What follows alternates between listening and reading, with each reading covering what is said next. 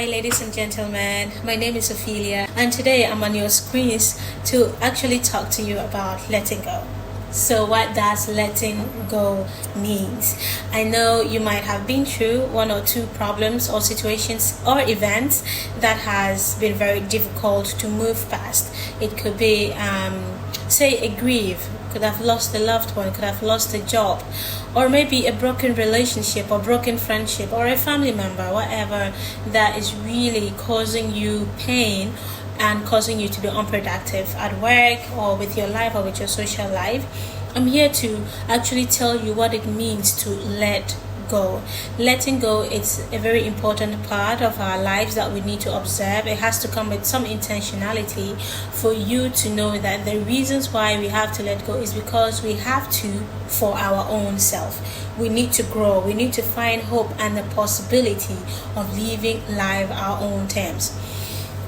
So number one of what letting go means is accepting things the way they are. We need to understand that we can't control a lot of things externally. What we can control is what is actually inside of us. That is our emotions, how we think, how we feel, the reasons we behave to people or to objects, to places, to everything in general.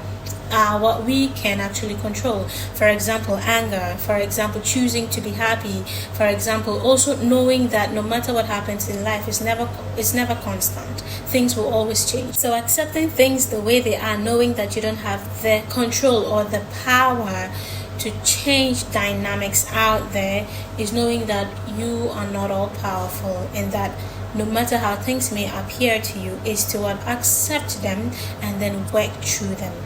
Number two is releasing any form of resentment, forgiving yourself and the other person or people in general.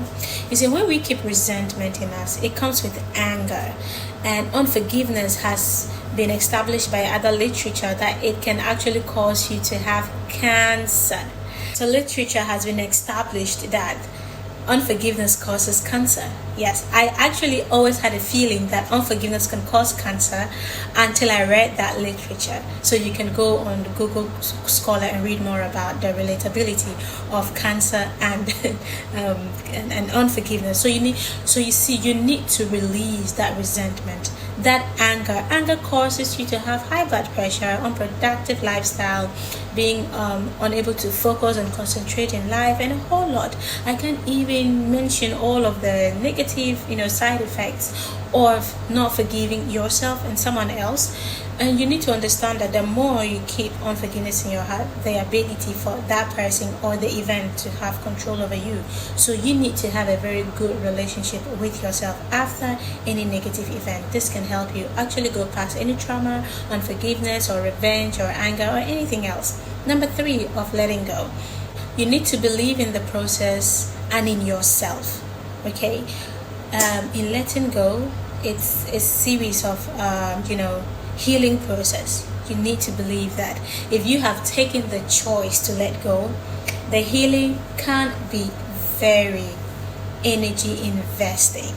You need to put in all the efforts. Just like you deciding to go to gym, you need to cut on carbs, on cholesterol.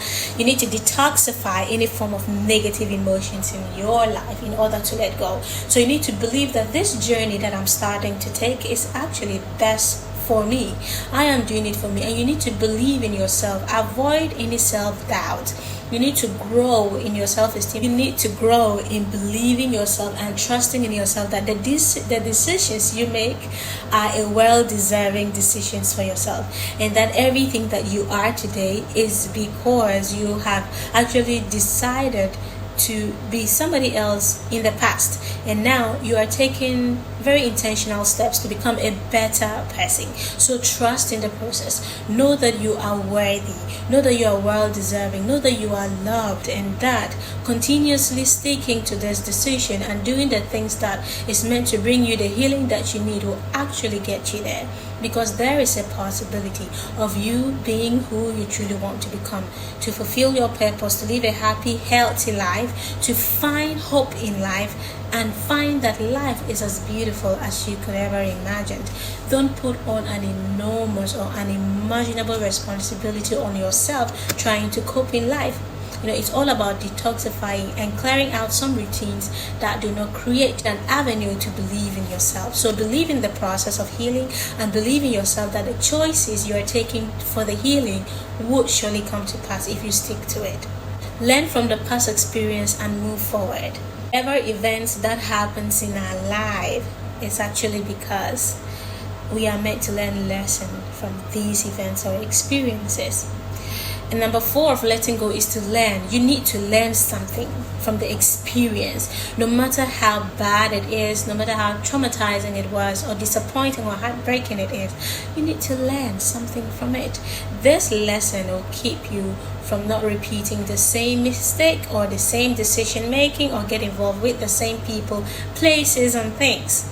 So at the end of the day, you just need to move forward. Now, in my tribe, we have a proverb that says that we fight to move forward. We don't fight taking steps backwards. No.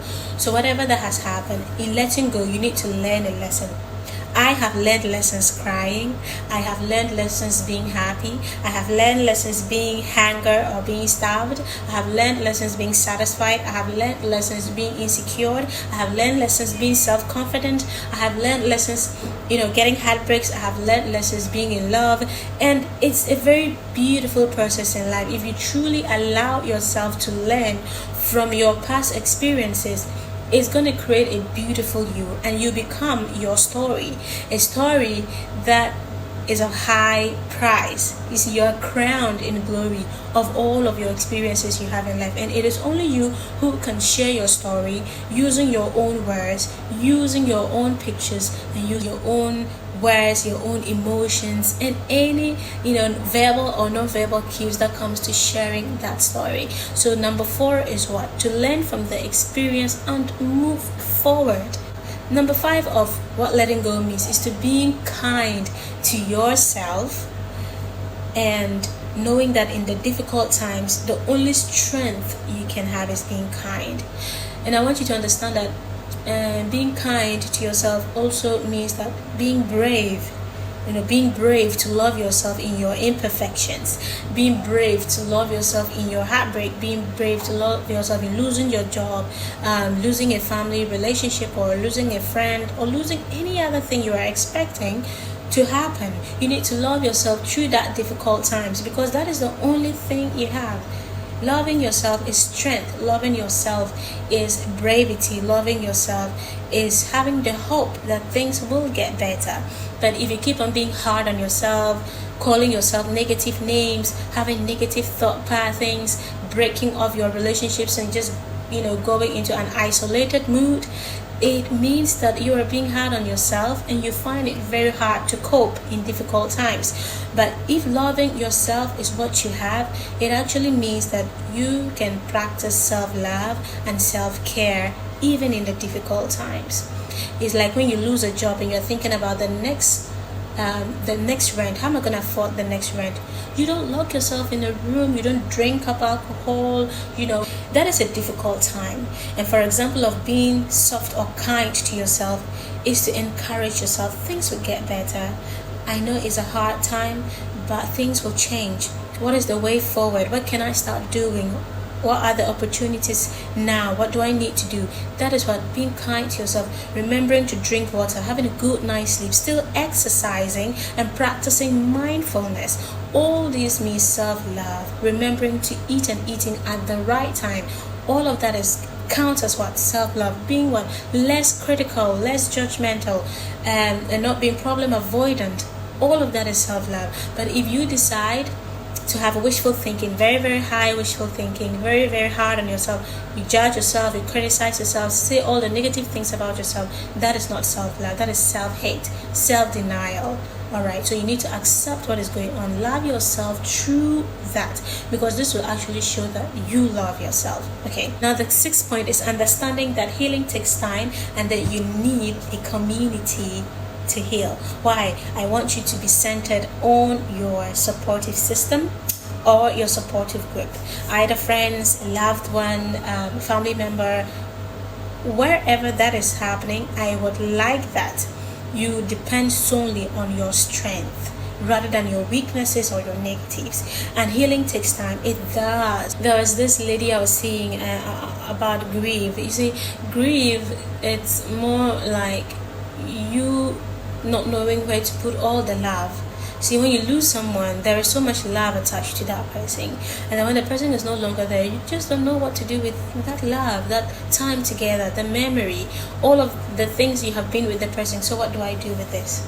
Okay, so that's why the people grieve, and they think about all of the times they had with the person. So grief takes a long time to heal, because it means the person will go through the rest of their life not having the person around. Then how can they cope with that?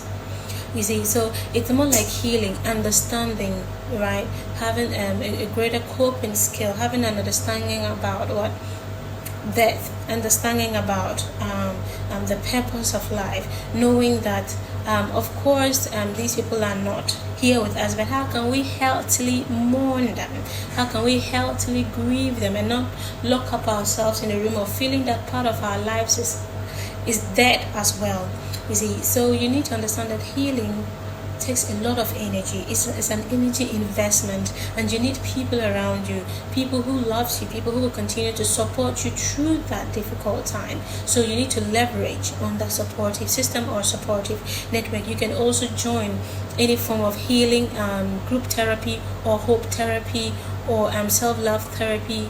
Make sure that you open up your mind to learning new things, to having a greater emotional maturity, because that takes time. Healing, you need to allow yourself to heal.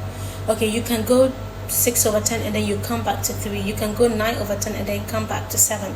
You need that in order to go through the process, learning yourself how to cope whenever an emotion comes up, how to cope with that emotion, how to keep being positive through that period. So I've just explained to you what letting go means. If you need more education on counseling, on letting go, forgiveness, therapy, and all of that, you can actually just go to any of the public hospitals in Ghana and ask for a psychologist or a counselor. These people are trained on human psychology. We are trained on human psychology, and we are very professional, and we take our work seriously in helping you, in coaching you, in guiding you, or mentoring you to live the best of life by being productive and functional. So thank you so much for listening to me, and I hope that you have a good day and take good care of yourself. Remember to drink water, remember to eat at the right time, practice mindfulness, remember to at least do one of your hobbies or interests once a day, and I'd like you to laugh a lot, because this is magical. Intentionally being happy is magical. So bye.